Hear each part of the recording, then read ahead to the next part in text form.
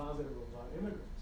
And he said, you know, and he told the story of Estela coming to him, talking, connecting with him, and talking to him about his experience and his view. And he said he had more empathy for dreamers, and we should move towards solving something for the dreamers, which was something significant for a Republican congressman here in Georgia. So engagement is not just, and mind you, this is like 5, 6 years later, since Estela spoke to him. He probably doesn't even know Estela's still around, but yeah, Estela's still around, she's still a dreamer. But he was telling that story. So engagement is part of the process, not just in voting, but also making sure that we tell our stories better to policymakers and what their policies and the impact that they have in our stories. So I think we can do a better job of that, and that's what I think we need to do. People are afraid of talking to elected officials. They're just regular guys and gals like all of us. They wake up in the morning groggy.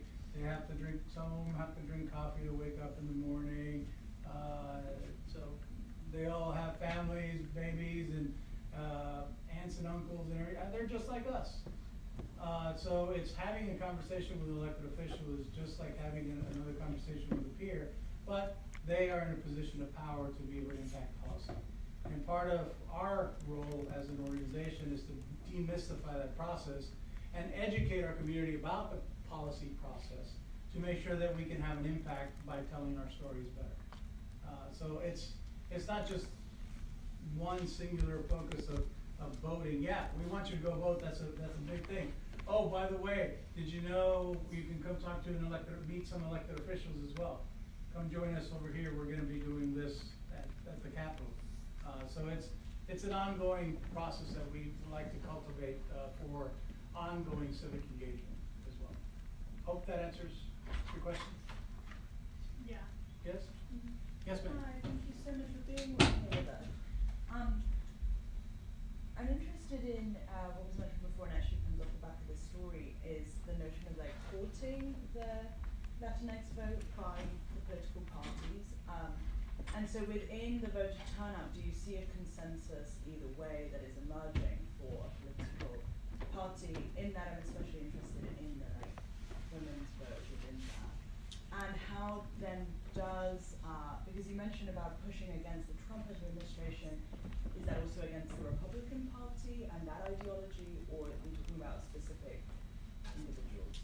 So all that I can answer that's Georgia specific is, and Georgia's different than national.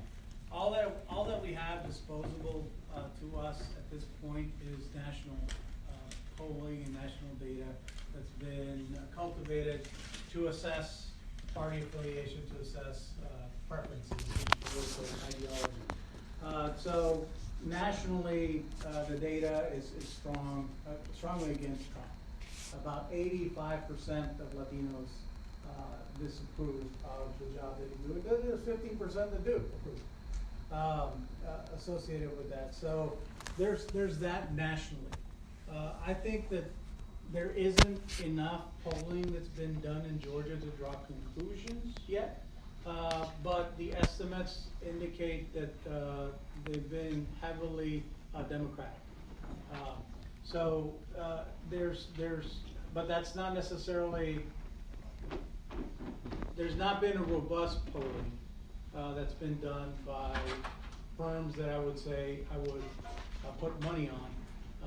It's been sort of, AP has done some general polling, but the way they do their polling doesn't touch many Latinos. That they usually do landlines or they do exit polling, and it doesn't necessarily have a good reflection of the actual population.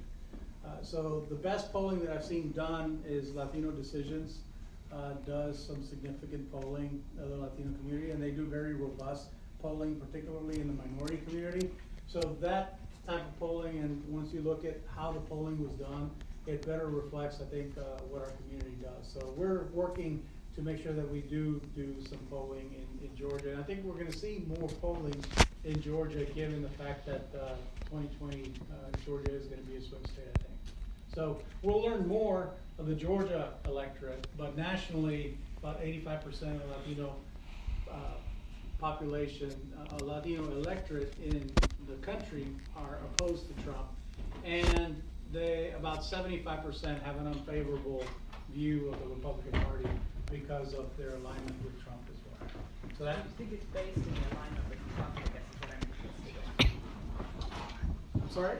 I think what the point precisely is the alignment with Trump, like what would happen then, like prior was the voting more polarized towards Republican or Democratic without Trump in the picture.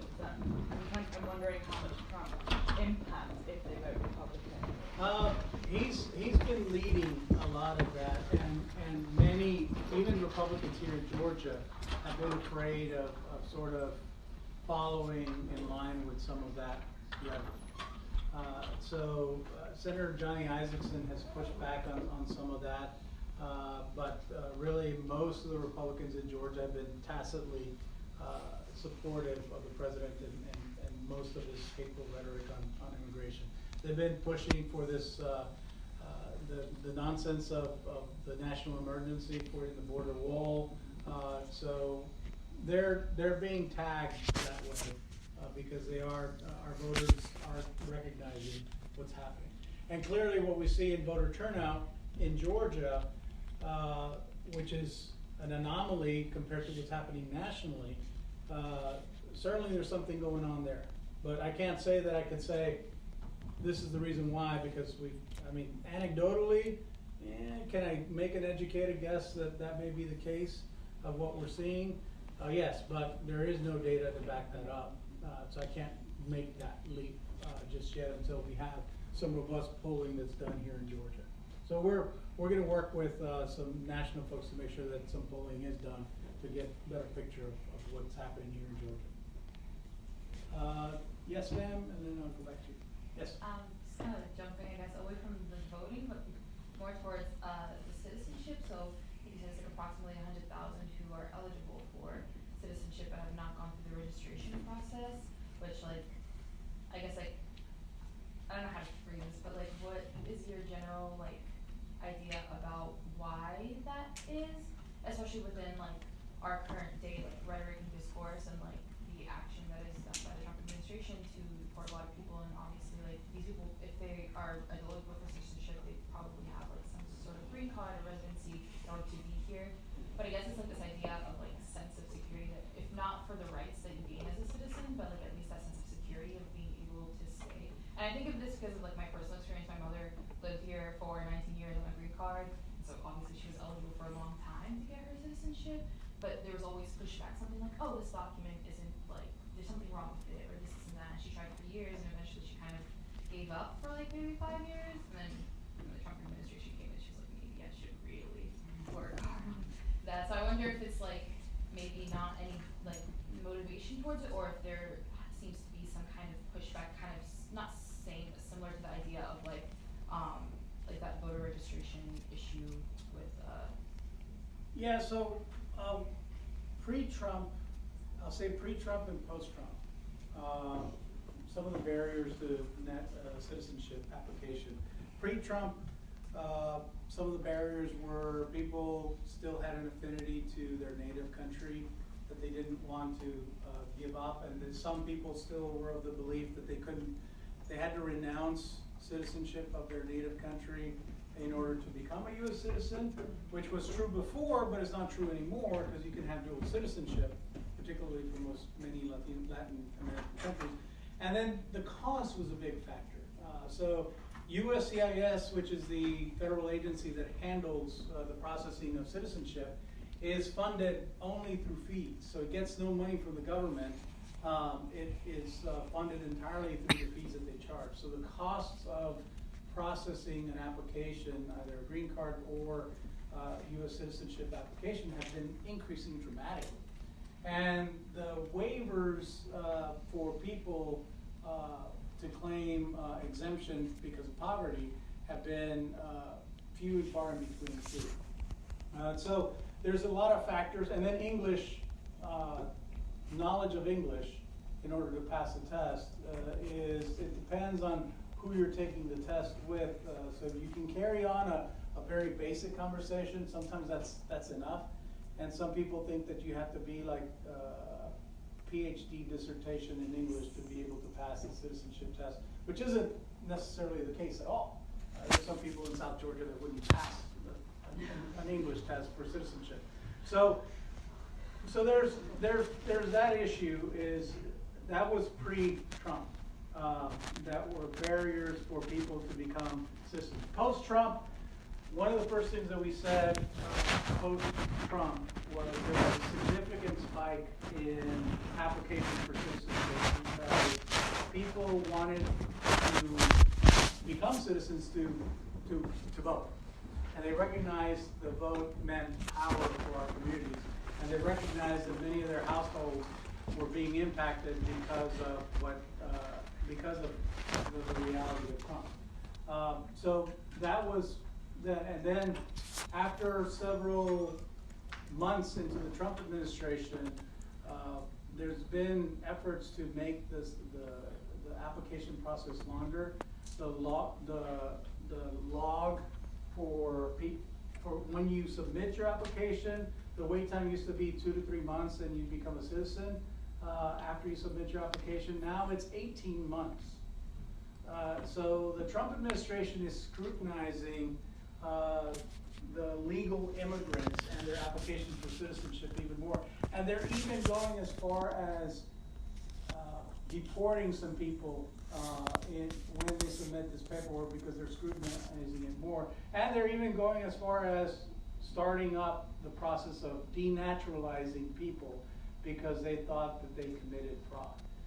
So there was a spike, now there's a backlog, and the Trump administration has done all this other effort, and so it's starting to scare some people from coming forward as well. Again, it's not accidental, it's not a second thought, this is intentional effort to try to marginalize and push back against our community, fully realizing its full potential in this democracy. So it's not something that by happenstance that, oh, we didn't think of that. No, they purposely did this with this outcome in mind, is to keep people from becoming citizens in that process. So there's a lot happening with that, but that's just sort of the top view of what's happening there at this time. Yes. So, do you feel like it's dangerous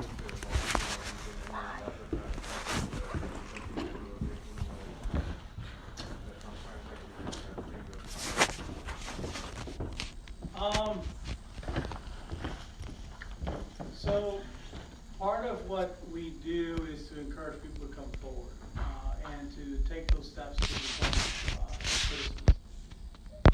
There are some cases that we recommend that are not going forward with an application for citizenship.